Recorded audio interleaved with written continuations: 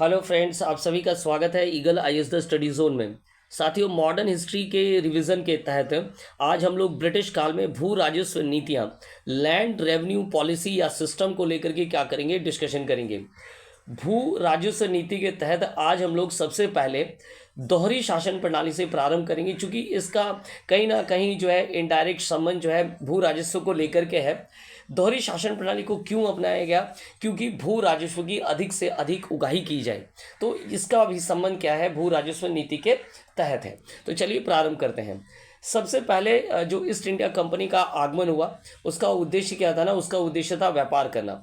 लेकिन जैसे ही बंगाल में क्लाइव के द्वारा बंगाल का विजय किया गया और 1765 में इलाहाबाद की संधि के माध्यम से बिहार, बंगाल और उड़ीसा की स्थायी दीवानी प्राप्त हुई, उनके उद्देश्यों में बदलाव आ गया।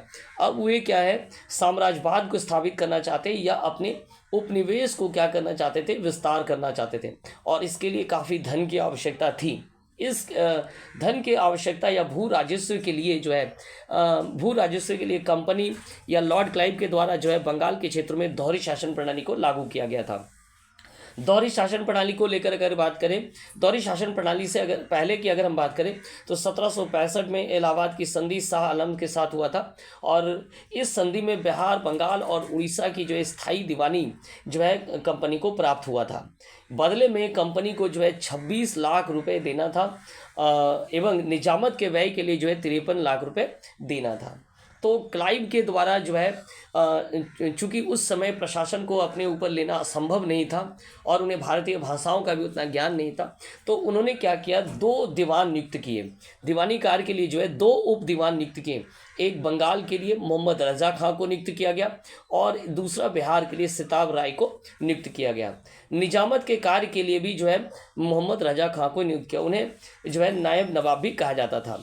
तो इस प्रकार 2 उप दीवान नियुक्त किए गए, जिनका काम क्या था, जिनका काम था जो कर की उगाही करना। लेकिन इस व्यवस्था का सबसे खराब पहलू ये था कि इस व्यवस्था में जो नवाब थे वो मात्र क्या थे, काल्पनिक तौर पर थे। वास्तविक शक्तियाँ किसके हाथ में थी? तो वास्तविक शक्तियाँ जो है अंग्रेजों के हाथों में था। इस व्यवस्था के द्वारा बंगाल में जो है भ्रष्टाचार, लूट एवं जो है जमींदार, ठेकेदार एवं बिचौलियों की संख्या में जो है क्या हो गए, वृद्धि हुए। कंपनी के जो खुद अधिकारी थे वो भी क्या थे ना, व्यापार में लगे हुए थे एवं भ्रष्टाचार में लिप्त थे। तो इस प्रकार दोहरी शासन प्रणाली बंगाल में जो है एक अत्यधिक शोषण को क्या किया, ने जन्म दिया, और इसी शोषण का परिणाम हमें बाद में जाकर देखने को मिल रहा है, जब 1770 में भयंकर अकाल से जो है बंगाल का क्षेत्र पीड़ित हो गया। चलिए अब आगे बात करेंगे इजारेदारी प्रणाली।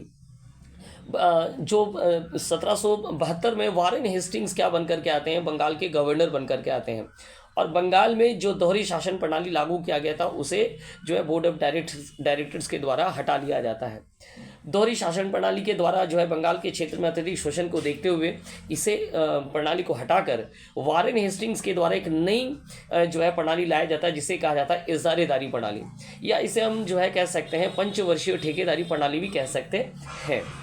कर वसूली के लिए अब एक नई जो पद्धति को इस्तेमाल किया गया, इसके तहत 5 वर्षियों का ठेका दिया जाने लगा, और जो ठेकेदार होते थे जो अधिक से अधिक बोली लगाते थे उनको क्या कर दिया था, नीलाम कर दिया था।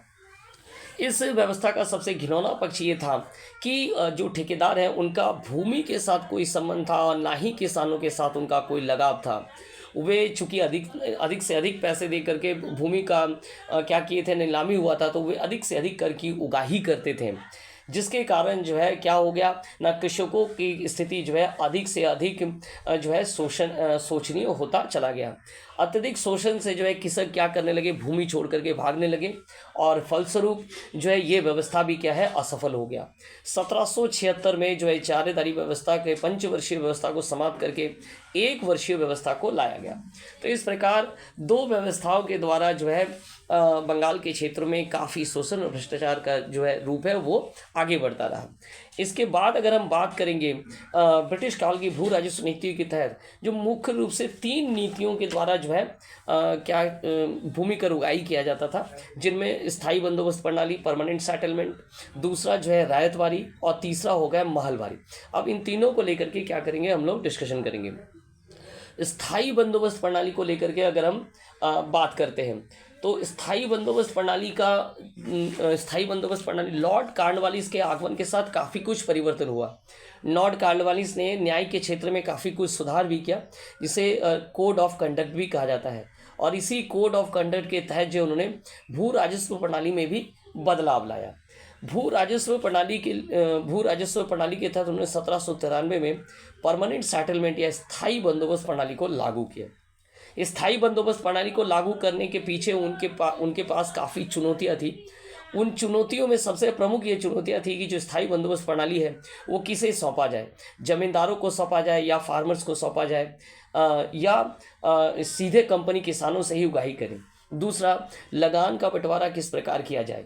तीसरा, ये कितने समय के लिए किया जाए, 10 वर्षों के लिए किया जाए या 30 वर्षों के लिए किया जाए या स्थायी बनाया जाए। इन सभी चुनौतियों या इन सभी प्रश्नों के लिए जो है उनका जो है रेवेन्यू बोर्ड के जो प्रधान थे सर जॉन सोर के साथ, तथा जो रिकॉर्ड कीपर थे जेम्स ग्रांट, दोनों के साथ क्या हुआ ना, बातचीत या एक तरह से क्या हुआ, उनके बीच कथोपकथन हुआ। इसके बाद जो है मूल तथ्य बाहर आया और इसके तहत जमींदारों को क्या माना गया ना, जो है भूमि का स्वामी मान लिया गया, अर्थात जमींदार को जो है कर वसूलने के लिए चुना गया। 1790 में इस व्यवस्था को जो है 10 वर्षों के तहत लागू किया था। अर्थात समय के जो समस्या थी वो भी सॉल्व हो गया, 10 वर्षों के लिए इसे लागू किया गया, लेकिन बाद में 1793 में इसे जो है स्थायी कर दिया गया। इसमें सनसेट का भी लॉ लागू किया गया, अर्थात सूर्यास्त से पहले जमींदारों को क्या करना है, उन्हें कर को जो है जमा कर देना, अन्यथा उनकी भूमि छीन ली जाएगी। लॉर्ड कॉर्नवालिस के काल में ही अगर हम बात करें, प्रथम बार आधिकारिक सेवाओं को 3 भागों में बांट दिया गया था, जो कि कोड ऑफ कंडक्ट का हिस्सा था, रेवेन्यू, जुडिशियल और कमर्शियल।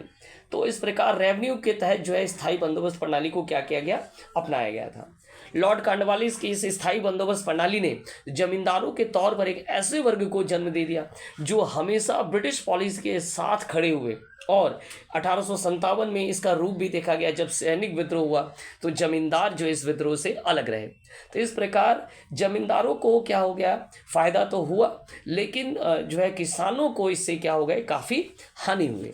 इस प्रणाली के कई और मुद्दों को लेकर के अगर हम बात करें तो इसे किन क्षेत्रों में लागू किया गया। अगर हम लागू करने की बात करें तो इसे सर्वप्रथम जो है बिहार एवं बंगाल में लागू किया गया, लेकिन बाद में इसे वाराणसी एवं मद्रास के क्षेत्रों में भी लागू किया गया। टैक्स डिस्ट्रीब्यूशन की अगर बात की जाए तो जो टैक्स डिस्ट्रीब्यूशन का नियम था, इसमें संपूर्ण उगाही का 89% जो है कंपनी को दिया जाएगा, और जो 11% है वो क्या है ना, जमींदार अपने पास रखेंगे। तो 89% काफ़ी अधिक था, जिसका प्रभाव जो है किस पर देखने को मिला ना, अंततः कृषकों के ऊपर देखने को मिला।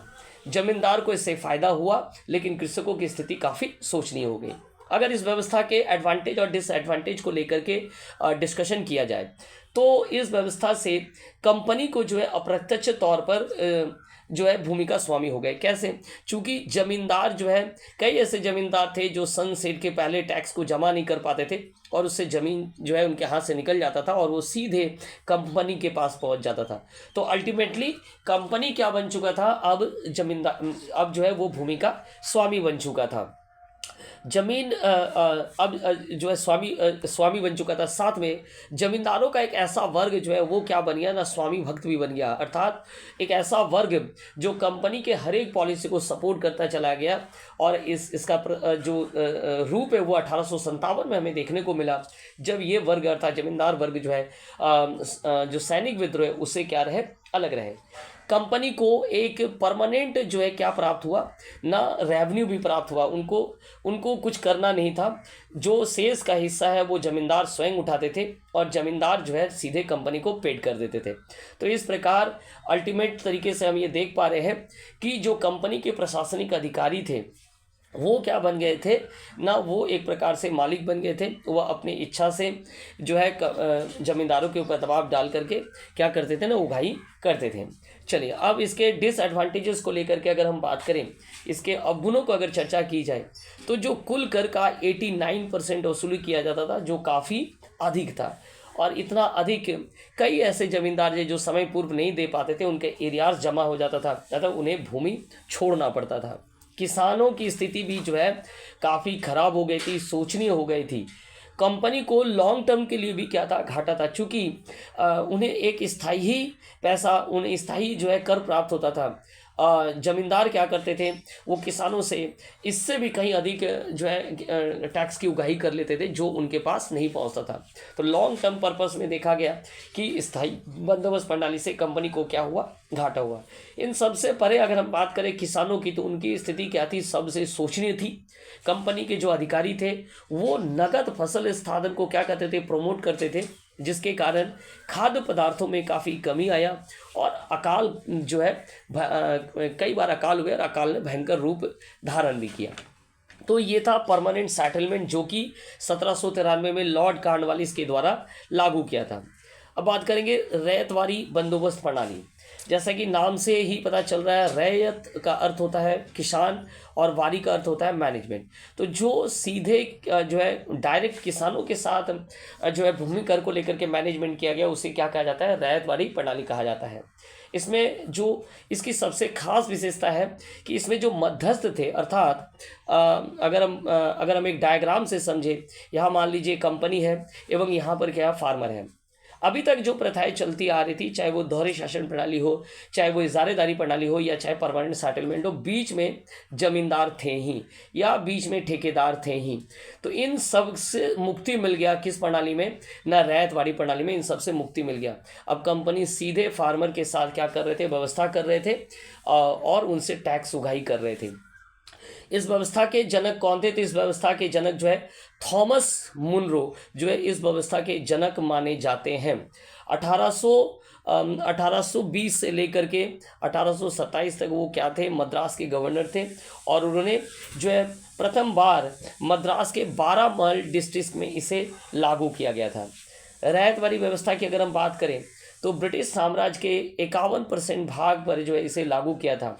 इस व्यवस्था के तहत मद्रास, बम्बई एवं असम के क्षेत्रों में इसे लागू किया गया।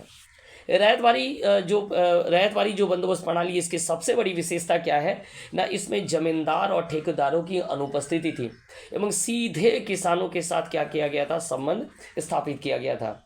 थॉमस मुनरो इस व्यवस्था के तहत जो है 1/3 एक तिहाई हिस्सा जो है लगान वसूल करते थे। इस व्यवस्था के गुण और दोष की अगर गुण एवं दोष की अगर चर्चा की जाए, चूंकि भू राजस्व के दर काफ़ी अधिक होने से किसानों की स्थिति क्या हो गई, शोषण हो गए और वे महाजनों के चंगुल में फंस गए। और अब महाजनों का एक वर्ग जो है धीरे धीरे जमींदारों में परिवर्तित होने लगा।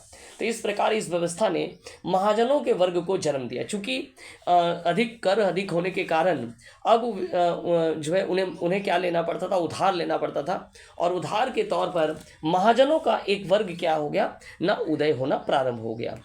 इसके अलावा कम उत्पादन, इस व्यवस्था में उत्पादन को ना टारगेट करके भूमि को देख करके कर लगाया गया था, जो कि इस व्यवस्था का एक दोष के तौर पर देखा जाता था। तो इस प्रकार थॉमस मुनरो के द्वारा जो है एक प्रणाली जो है मद्रास के क्षेत्रों में लागू किया गया था, जिसे हम क्या कहते हैं, रैयतवारी सिस्टम कहा जाता है। अंतिम और जो प्रमुख एक और जो विधि है जिसके द्वारा ब्रिटिश काल में जो है भूमि कर उगाही किए जाती थी, वो थी महलवारी बंदोबस्त प्रणाली। जैसा कि नाम से स्पष्ट है, इसमें पूरे गांव या एक गांव को एक महल के तौर पर, एक इकाई के तौर पर माना जाता था, और गांव के जो प्रमुख व्यक्ति थे उनके ऊपर जो है टैक्स कलेक्शन करने की जिम्मेदारी दे दी जाती थी। हॉल्ट मैकेंजी के द्वारा 1819 में इसे प्रारंभ किया गया था। ये व्यवस्था 1822 में उत्तर प्रदेश, पंजाब, मध्य प्रदेश, कुल मिलाकर के अगर हम बात करें ब्रिटिश भारत के 30% भाग पर जो है लागू किया गया था। 1822 के रेगुलेशन के आधार पर इसे जो है 95% भूभाग पर जो है सख्ती से लागू किया गया, जिसके कारण ये असफल हो गया था। बाद में 1833 में मार्टिन बर्ड, जिन्हें उत्तर भारत में भूमि कर व्यवस्था का जनक माना जाता है, उनके द्वारा इस व्यवस्था को जो है लागू किया गया था। भूमि कर कुल उपज का क्या था ना, 66% तय किया गया था, हालांकि काफ़ी अधिक था। बाद में चल करके ऐसा देखा गया कि लॉर्ड डलहौजी के काल में ये 50% कर दिया गया। तो इस प्रकार भूमि राजस्व प्रणाली के तहत या नीतियों के तहत मूल रूप से 3 नीतियां जो है काम करते थे। एक तो परमानेंट सेटलमेंट जो कि लॉर्ड कॉर्नवालिस के द्वारा लाया गया था, रैयतवारी सिस्टम जो कि थॉमस मुनरो के द्वारा जो है बम्बई के क्षेत्रों में या मद्रास की प्रेसिडेंसी में लागू किया गया था। वहीं उत्तर भारत में महलवारी सिस्टम लागू किया गया था जो है हॉल्ट मैकेंजी और मार्टिन बट के द्वारा। मार्टिन बट उत्तर भारत में जो है भूमि कर व्यवस्था के जनक के तौर पर भी जाने जाते हैं। तो हमारे साथ जुड़े रहिए रिवीजन की क्लासेस में। और भी कई मॉडर्न के रिवीजन क्लासेस आपके लिए उपलब्ध हैं हमारे वीडियोस में, उन्हें जाना देखना ना भूलें। बहुत बहुत धन्यवाद आप सभी का हमारे साथ जुड़ने के लिए।